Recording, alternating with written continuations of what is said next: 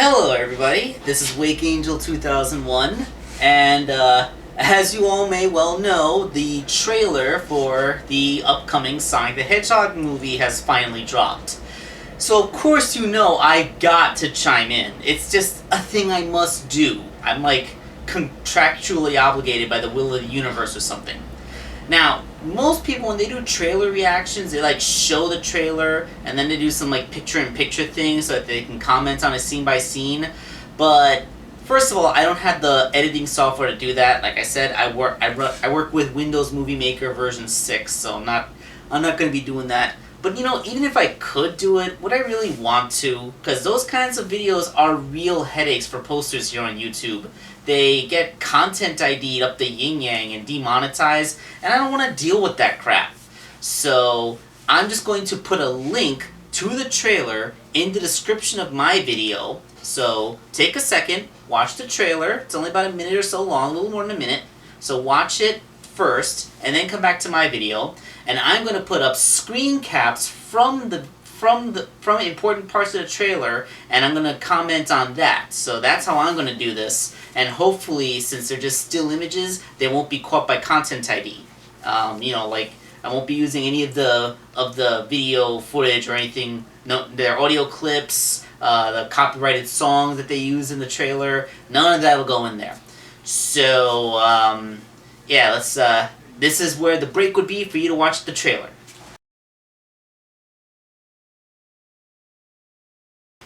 Okay, so hopefully you've actually watched the trailer, and let's get my Sonic shirt unwrinkled.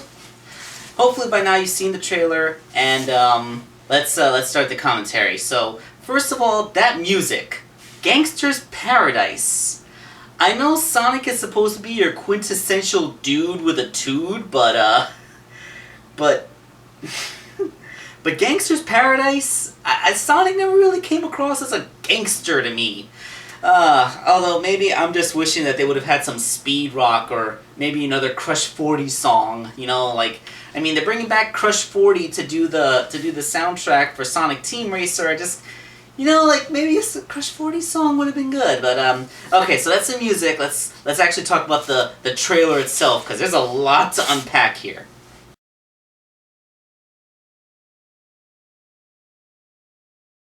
Okay, so right from frame 1, Green Hills. Okay, now, Green Hills, with an S at the end, is a real place. It's in Nashville, Tennessee.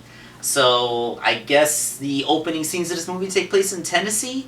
Unless this is actually just a fictional Green Hill to be like, you know, it's Green Hill, the first level of the first Sonic game. It's a very special place to everybody. I mean, Green Hill has probably had a cameo appearance in more Sonic games than any other locale. Even the altar in Angel Island, where the Master Emerald is, hasn't seen as much screen time as Green Hill, at least in context of the video games.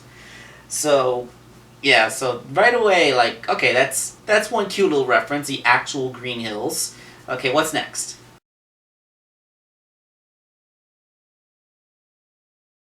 So that speedometer, it registered a speed of 760 miles per hour.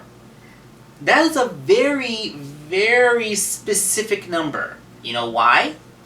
Well, because the speed of sound at sea level is 761 miles per hour.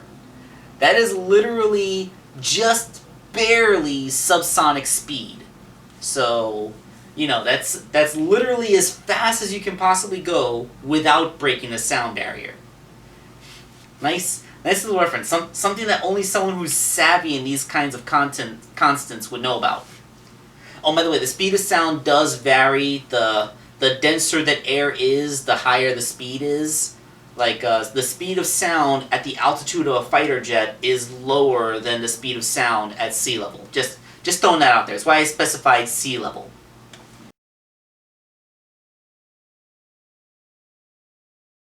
A quill with crackling energy going around it. You know what? I kind of noticed that this is basically all speedsters now. Like, everybody who has super speed as a power, like, everyone's the Flash now. everybody is linked to some kind of speed force where you have crackling lightning going all over your body. That's just the thing that we do now. And this isn't the first time I've noticed similarities between Sonic and the Flash. Like, I remember how I referenced in Sonic Forces the way that Sonic can do the double boost with the Avatar characters so they can both move at hyperspeed? That was similar to in the CW Flash TV series, how the Flash can give a dose of speed force to his friends to temporarily pull them in with him. I mean, they can't stay very long because they're not speedsters and it breaks down their bodies after a couple of minutes, but he can temporarily deputize speedsters. So, could that be what we're seeing here? Sonic is actually producing some kind of energy around his body that's giving him access to super speed, and it's something that you can tap into to gain super speed for yourself?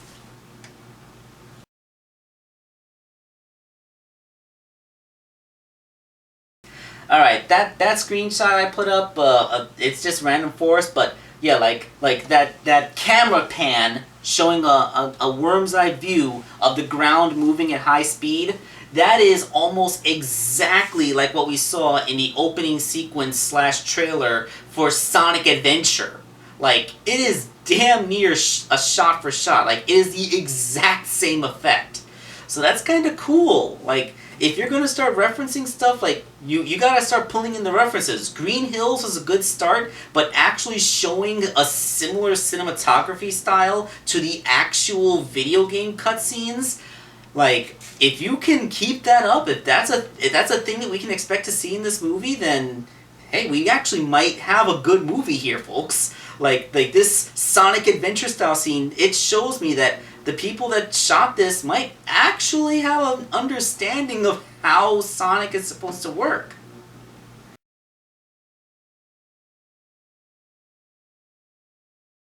A pile of worn out shoes. This was something that came up in a lot of the, when I was a kid, there were these little Sonic books that they would have.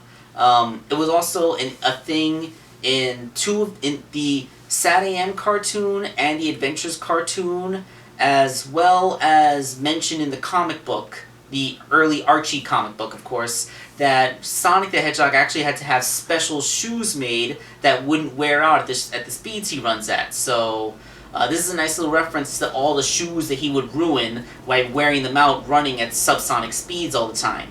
So that's kind of a cool little thing that they threw in there. So, you know, a nice nod to, again, things that are referenced in older Sonic media.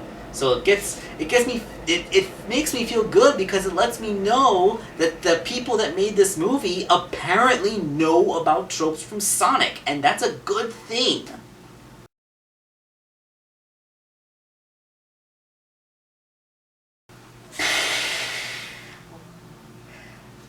I really wish this didn't bother me as much as it did, but it bothers me.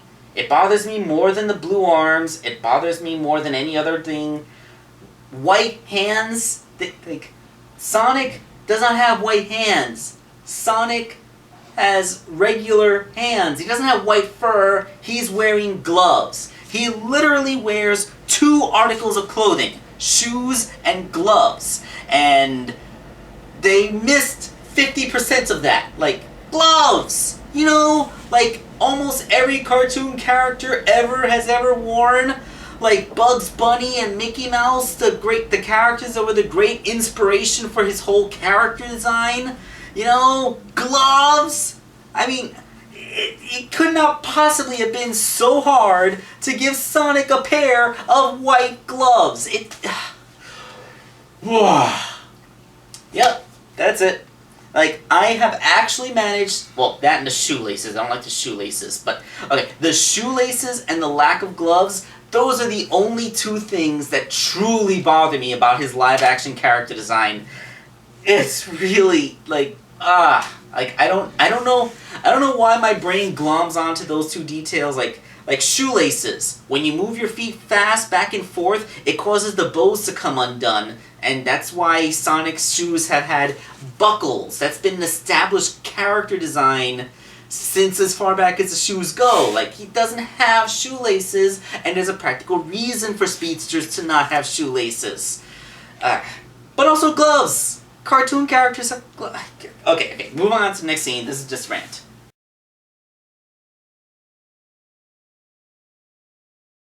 Ah yes, this is our first full body shot. They got the wrong number of spines on Sonic's back. Like, the head has the proper number of spines. There's 6 spines on his head, just like they're supposed to be. Actually no. There's 7 spines on his head. They got his spine pattern a little bit wrong. He's supposed to have 2 spine... Where's my plushie? Here we go. Come on, you've been a background element in every video I've appeared live. You may as well actually become a useful prop. Here's Sonic from behind. 2 spines in the middle, flanked on either side by 2 more spines, so for a total of 6 on the head. Out of phase, so that when seen in profile, you get the image of 3. And then 2 spines on his upper back and his tail. In this model, he has an extra spine here in the bottom of his head, and then instead of only 2 spines, he has 2 rows of 3 going down his back. So he has a lot of extra spines. Wow, I really need to vacuum this plushie more. He's been sitting on top of my comic book collection for so long. I actually didn't notice how dusty he was until now. Okay, let's... Alright. So, yeah. I understand the proportions of this character are a little different than he appears in the cartoon versions, but yeah, like, I know a lot of people would call me out on not correcting the design scheme, but, you know, like I said this way before, trying to render Sonic as a realistic-looking animal or a person when he was designed with cartoon sensibilities in mind from the very get-go and has always been a cartoon, I always said a Sonic the Hedgehog movie should be an animated movie. And Sonic has cameoed in legit animated movies. He's been in 2 Disney features. So this is a thing that, you know... But, you know, we can't help it at this point. The movie's made, and they chose to go the live-action route, so this is what we're stuck with. So I'm not going to gripe about Sonic's appearance because you have to change it. Otherwise he's going to look like some kind of weird alien homunculus thing when instead of something that can actually be alive. So, speaking of which...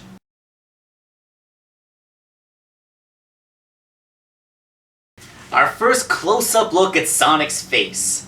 It is not nightmare fuel, I'll give it that much. And you know what?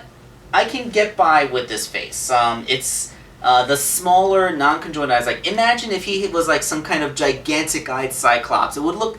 he wouldn't look like... rendering it in realistic, living animal things rather than the cartoon patterns that we're always used to seeing, the textures of that. When textured like a cartoon, it looks fine. If you tried to make it textured to look like realistic skin, fur, and eyes, then it would quickly become horrifying.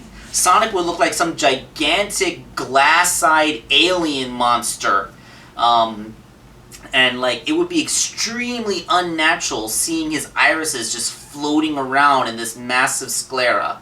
So I can understand actually giving Sonic 2 separated eyes with just like a very prominent brow ridge to connect his expression. So I can see why they had to make these changes in order to, you know, just make him look like an actual living thing. So this is fine. This is fine. I'm not gonna fault them on this.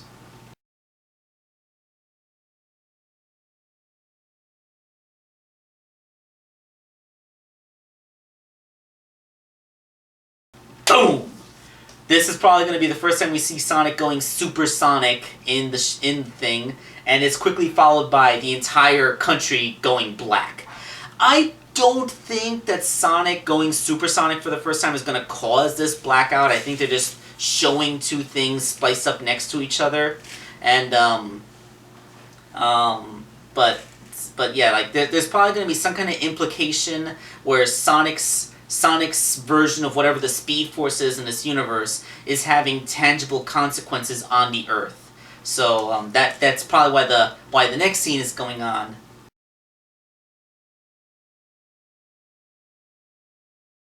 Government intervention. Okay, I say, after the Green Hills thing at the beginning of the trailer, seeing just the Pentagon being the government, like, I would have loved for this to be the Guardians of Nation. GUN. Like, come on, like, you don't have to make it our world. It can still be a fictional universe. I mean, it's Sonic the Hedgehog. It can still be a fictional universe where GUN exists. That was basically the premise of the Sonic X anime. In fact, this whole thing with Sonic running and going supersonic for the first time, and encountering a cop at the beginning, and the government talking about him, like, this is all giving me Sonic X vibes. So, like, like I said, they've been referencing little Sonic stuff from all kinds of other media. So of course the Sonic X anime, of course it's going to be referenced. I mean, the Sonic X anime was the most mainstream Sonic cartoon for a decade. Like, the Sonic X anime ran for 76 episodes. That's 4 seasons. Like, 76 episodes, 4 seasons, plus 2 extra for the Meta-X Saga. So it ran for 6 seasons, basically.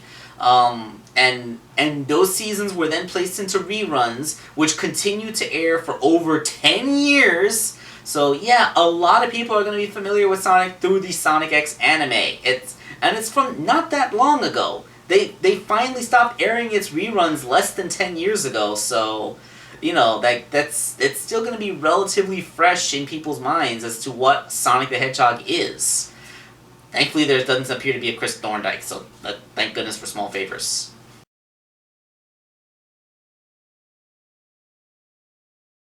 And there's our Jim Carrey Dr. Robotnik.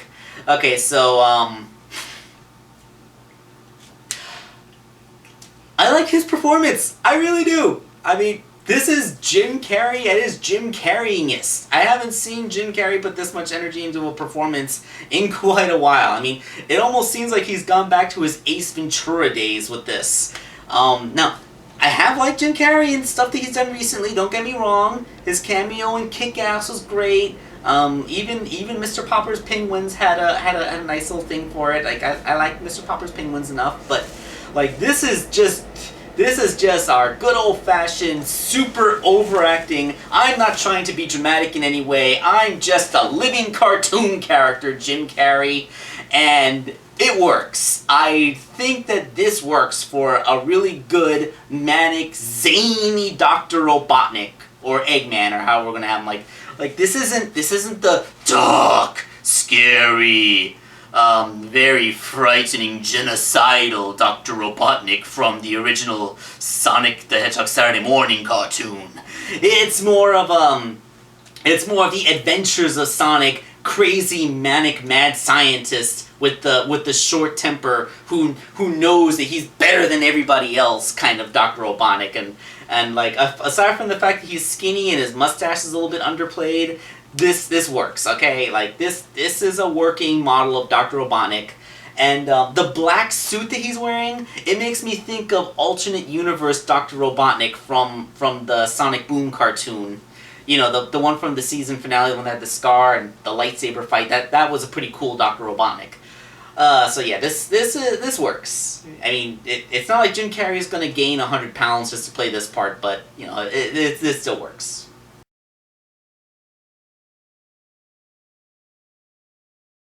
Okay, I chose to use that screen cap because a lot of people were talking on Facebook about how Sonic's teeth were horrifying. Guys, Sonic is being rendered as a realistic being. And part of being a realistic being is that your mouth is full of teeth. So yeah, you can't just use cartoon cheats where you open your mouth and it's just a big red hemisphere, you know? Like he has a mouth. There are mouth organs in there. He has teeth and a tongue and a palate. He probably even has a uvula rendered in there just in case. So, you know, yes, we're looking at realistically rendered cartoon characters. We've seen how scary Mario looks when you put skin texture on him. So yeah, this is just a thing that happens. So, you know, get over that. It's getting a little mature. Like, now you're just nitpicking. Stop nitpicking.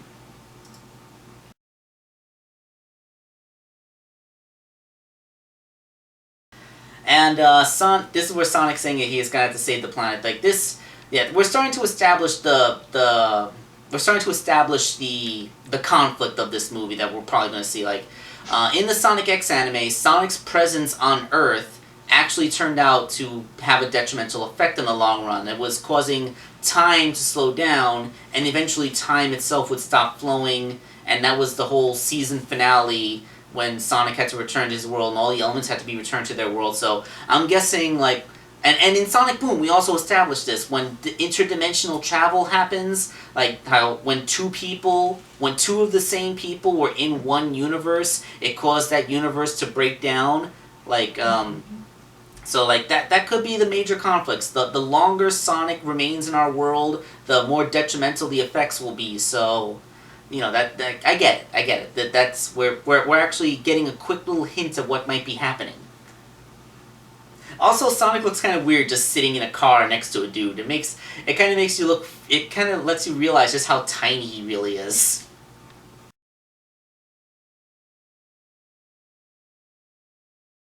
Okay, like, the spin dash. Like, they have the sound effect from the video games of him doing his spin dash. That's awesome. I love that. Like, not much to contribute here. That's just awesome. Like I said, the people actually seem to know a thing or two about Sonic. So great!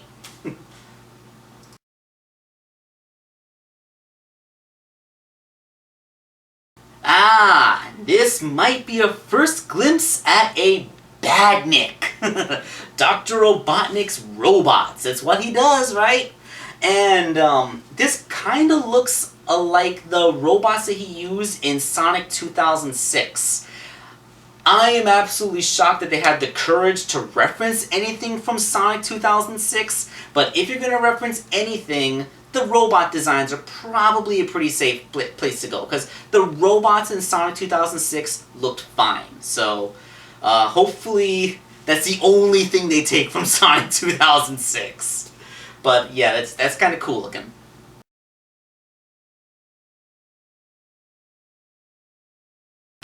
A warp ring. A freaking warp ring. Okay, so yeah, in the video games, these warp rings are used to go into special stages, but in the video in the comic books, warp rings like this are used to easily travel basically anywhere in the world. They're like portable wormholes. Dr. Finitivis basically weaponized these things later in the series. So yeah, warp rings. That's a thing.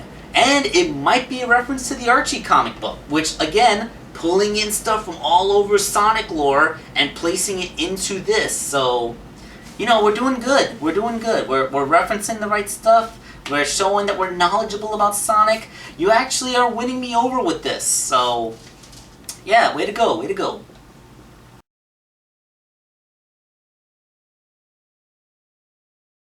And Egypt, because why not?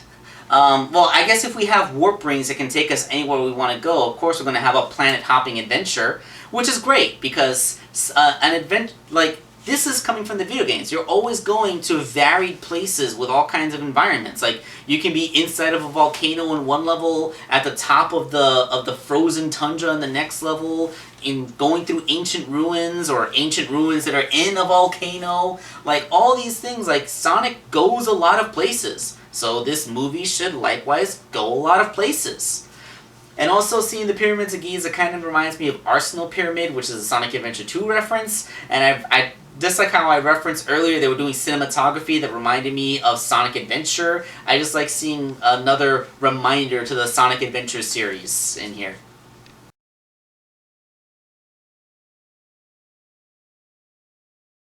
As a Genesis. Yep, Sega will be able to milk that forever. Like, the Genesis. Like, it's just a quick little thing I had to throw in there, because when you got a reference to Genesis, we all love the Genesis. I just bought a new Genesis, which is the flashback Genesis, so, you know, Genesis. The word Genesis is now probably more closely tied into Sonic than it is with the Bible at this point, so, yeah.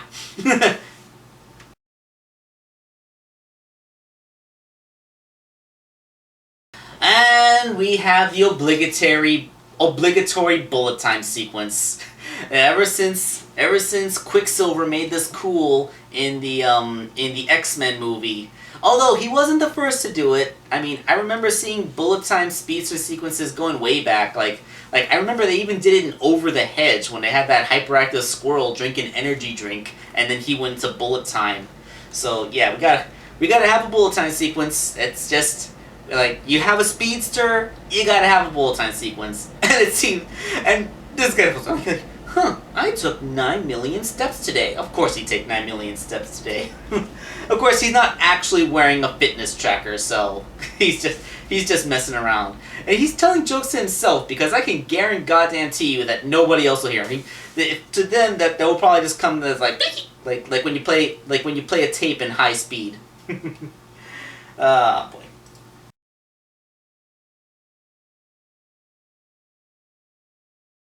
Yeah, and I just love that scene. Sonic's running around, plucking missiles out of the air and sticking them in things to blow them up. Like, that's awesome. That's awesome. Like a lot of people they want to say that Sonic is a relatively slow speedster because he's named for moving at the speed of sound. Breaking the sound barrier is something that's easy for Sonic. He is way faster than the speed of sound. His speed, like in the comic books, his speed has actually been known to be so much that he can actually reach into water, take a handful of water, and before it has a chance to flow out of his hand, mold it into basically a snowball and throw it. Like, just from the viscosity of water, he can mold it faster than it can trickle out of his hands. That's how fast Sonic is, or has been, in the comic book continuity. And I don't know why I dipped my hand into that, because that was my paint water, and it's dirty from the residual paint of the last custom I made.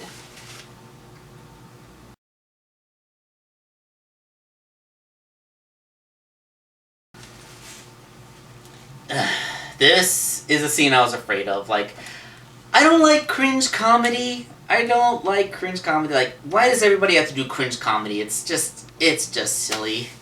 Like, I had to include this as a detriment because I can't just be completely positive the whole way through it. Even though I haven't been completely positive, but yeah, I actively dislike cringe comedy like this. Like, haha, he's kidnapped a small child and stuffed him in a duffel bag. Ew. So, yeah, that's cringe. Not the biggest fan of cringe.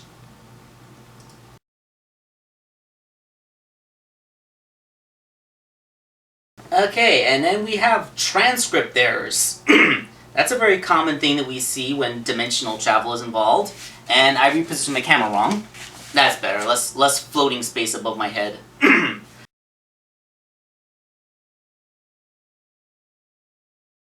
And there we go. Jim Carrey as a proper cosplay of Dr. Eggman. I mean, like, earlier they showed him wearing a red suit, so like we're gonna see red suit Jim Carrey Robotnik before we see this, but like this is the proper giant orange mustache bald Dr. Eggman. And he's kind of reminding me of Boom Eggman since he's not fat, but like that's a good proper human Dr. Eggman. That works. That looks cool. And how much of this Eggman are we gonna see? Like, is this actually a scene from the beginning of the movie? Like, is this like in Sonic X, where the first episode shows Sonic raiding Eggman's compound, and then he sets off the Chaos Control Wave that sends Sonic to our world? Is that what we're doing?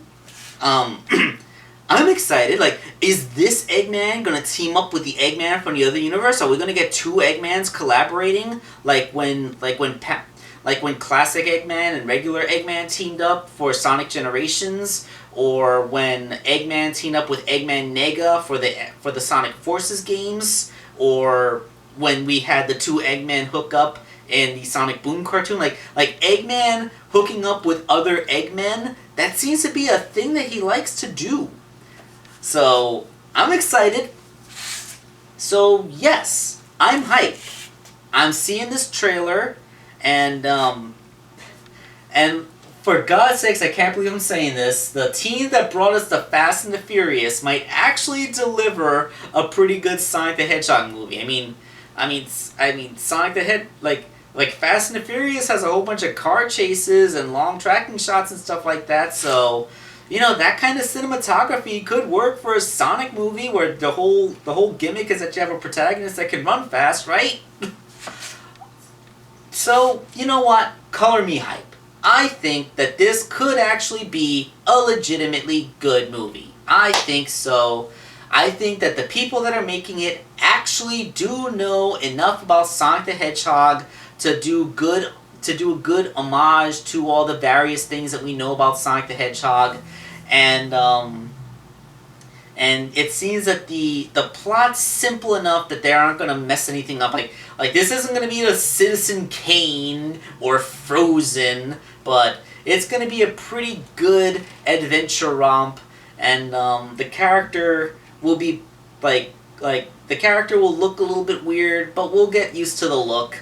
Like I'm pretty sure if I can accept the way that the Pokemon look in Detective Pikachu, that I'll be able to accept the way that Sonic will look in this after too long. I'm still pissed that he doesn't have gloves. Such a simple thing. The costume literally has two elements, gloves and shoes, and they managed to screw up both of those things. But aside from that, I'm pretty good. I'm hype. I'm thinking that this could be good. Alright, so let me know what you thought of the trailer in the comments below. And, you know, hopefully we're going to be seeing a good Sonic the Hedgehog movie. Hey!